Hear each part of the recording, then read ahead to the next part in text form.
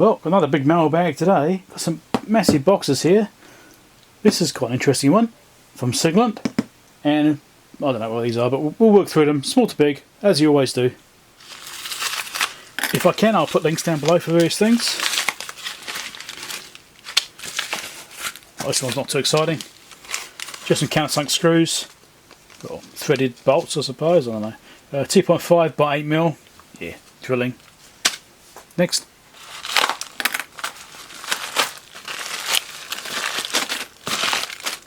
Right, bunch of toggle switches. So there's a single pole double throw, double action, right? And these are double pole double throw, just double action, right? No center off or anything like that. No momentary sections. You can get different configurations. You get like momentary, one-way momentary, center off, loads of different versions. And these are really simple switches, and I use these on projects for things like power switches, things like that. And I actually thought I had some. I can't find them. I've run out. So I've got some more different types, and also took the opportunity to get them with these little rubber covers as well. So I use these on a project that I make because they're used outdoors, and it just helps to weatherproof them a little bit. So instead of using the original nut that's on the switch, use one of these little rubber boots instead. You thread that on instead, and it's got a rubber seal on there, and so as long as you've got a smooth surface, that will actually seal around the shaft of the switch itself. And it's also good as well if you've got projects where you need to insulate the shaft in case you're worried about maybe mains voltages or something like that. This provides an extra layer of insulation, and this gives you a bit more protection. Worth doing, even though the chances of it going wrong through the switch is quite low. I like to use these on things which have mains power going through them. It's just a good idea. Well, it's got a bonus there. Let's open the bag up, and it's a bag full of more bags.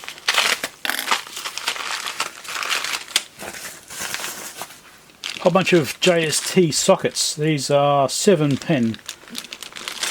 They've got a particular name for this type. Is it XN? Is it? I can't remember. What the name is. But there's a certain style these are referred to. And I've got these particular sockets because this is what I use in some of my projects as well. And I've used a fair few of them, so it's time to restock.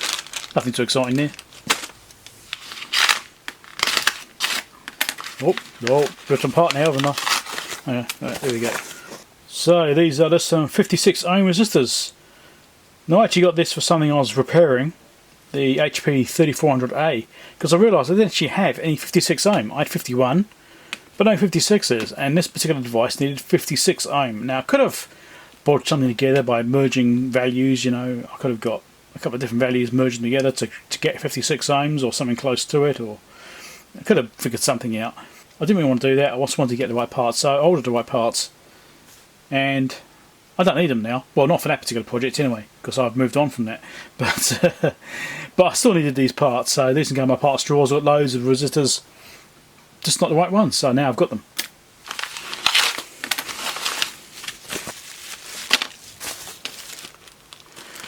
Okay, some little buck regulators, I think, or variable or adjustable regulators. Simple little regulators, probably rated for like 1 amp or 1.5 amps or something like that. Usually these things are pretty small, but they're really good for having little projects. This is the Mini 360. Now I've also got the Mini 560, which is a higher current version, which is a fixed value, but you can actually change the resistors on it and make it different values. But yeah, so this is an adjustable one. So I'll just rate this probably 1 amp. That's what I guess it'd be, 1 amp. You don't want to stretch these things too much. I do get really hot.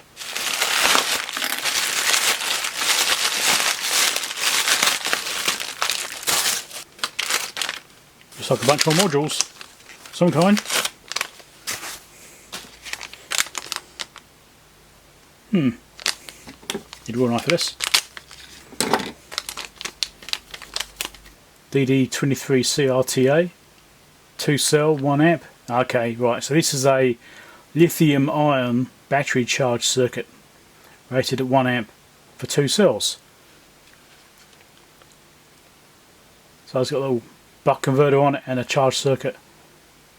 It looks a lot like a standard buck converter to me, actually. Maybe it's just tailored to that style rather than having a charge circuit. I'm not sure if that's a charge device or, you know, a protection device or not. That looks just like a buck regulator. Yeah, it's obviously designed 2 cells, 1 amp, so it's got adjustable resistors on here, which were these ones here, I think it was. Those ones there. I don't remember now. Those ones here. These two here, I think it was. It's It changed those values and it changed the current handling.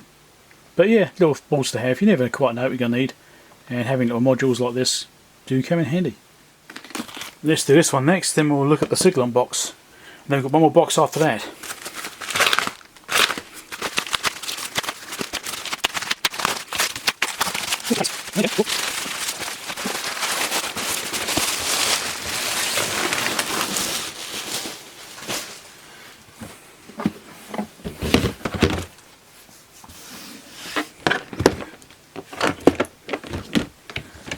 Nice. Built-in foam liners, adjustable ones. You can cut them to your size you want. Got a grid pattern in there. A few different sizes, a few different layers. Very configurable. Excellent. I've got a whole bunch of these little units which I've featured several times, and they need somewhere to be stored whilst they're being used. Well, whilst they're not being used. And I purchased another case before which wasn't quite big enough. This one's slightly bigger, so I think they will actually fit in this. At least I hope so. This does not have a rubber seal, or does it? Oh no, it does have a rubber seal. I can feel it in there. It's got a rubber seal. That's good. So rubber seal in there. So it's kind of weatherproof as well. Got some nice positive latches. And actually feels like a nice robust case. Actually, it feels really good. ABS. Is this a fake valve or is that a real valve? Let's have a look. Well, that goes into the case and it's got a seal on it. So yeah, that is probably a real valve. Nice robust. This thing was not cheap, but I needed one which could fit the gear into it, and it should do the job. Excellent. So now we have the Siglent box. So I got my contact over here in New Zealand, which is Rob from Tabaga Technologies, and he loans me gear to do reviews on when they get new equipment comes out. I've been thinking about getting a new signal generator and stuff like that recently, and VNA and what have you. So I've got some stuff coming, and I was talking to Rob about some equipment I wanted, which is a signal generator and a VNA. He sorted me out. So right here we have the SDG 2000 series. So I think I've actually done a review on one of these before. I think I have. There's probably a link. I might chuck a link up below or something. Up below. Might chuck a link up there or down below in the description maybe, or I'll certainly have a playlist of Siglent test gear, things I've worked on or reviewed. So go and check that playlist out, or my review playlist, if you want to see a review on one of these things. Standard cables and what have you. Let's get this out of the way.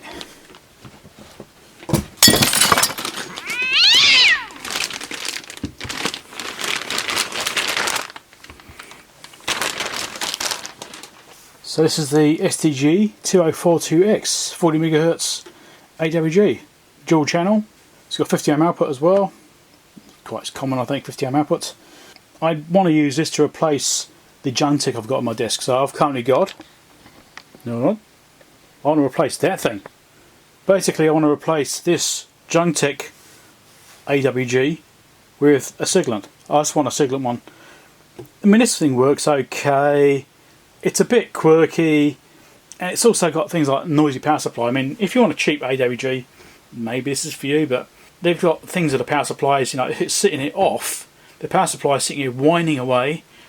It's got a power switch on the back, which I have to leave turned off because it just makes too much noise.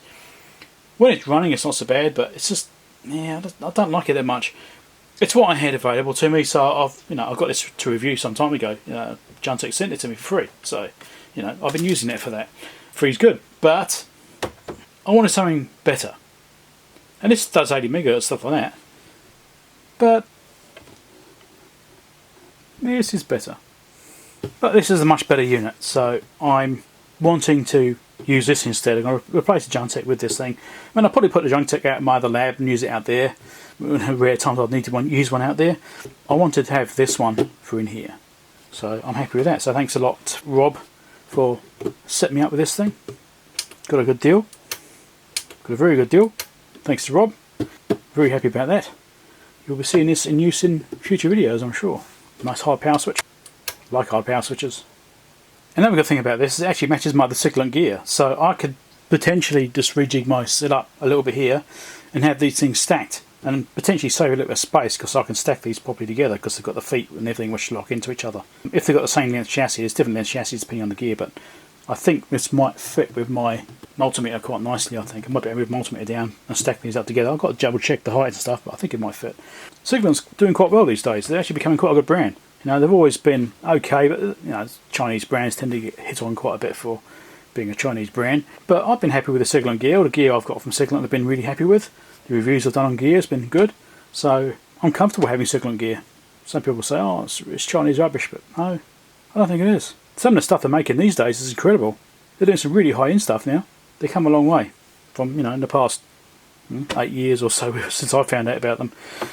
Check out the videos down below. Subscribe link over there. Oh no, wait. There's one more package. Last box. It's had a bit of an interesting trip. Hopefully what's in it is okay.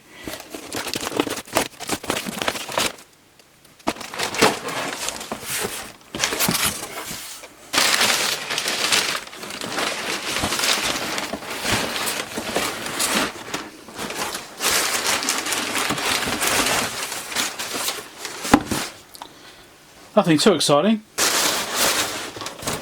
Just a bunch of storage boxes. Now I actually use this same style box on my shelving, but it seems right now I can't get the same colour. I mean, these aren't exactly the same ones, I don't think. I think they're very slightly different, but these are like a different manufacturer, which is interesting because it's exactly the same. Different naming on it.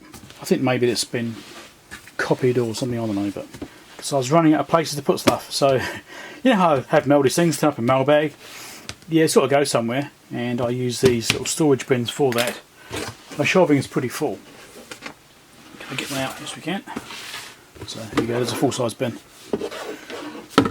And yeah, just chuck stuff in there, put a ladle on the front, sits on itself. Nicely organised. I need to clear some shelving off, so I've got somewhere to put them. Don't forget to check out the videos down below. Subscribe link over there if you're not subscribed already. Patreon support link over there to help me buy more things like this or put some more shelving up maybe. Bye.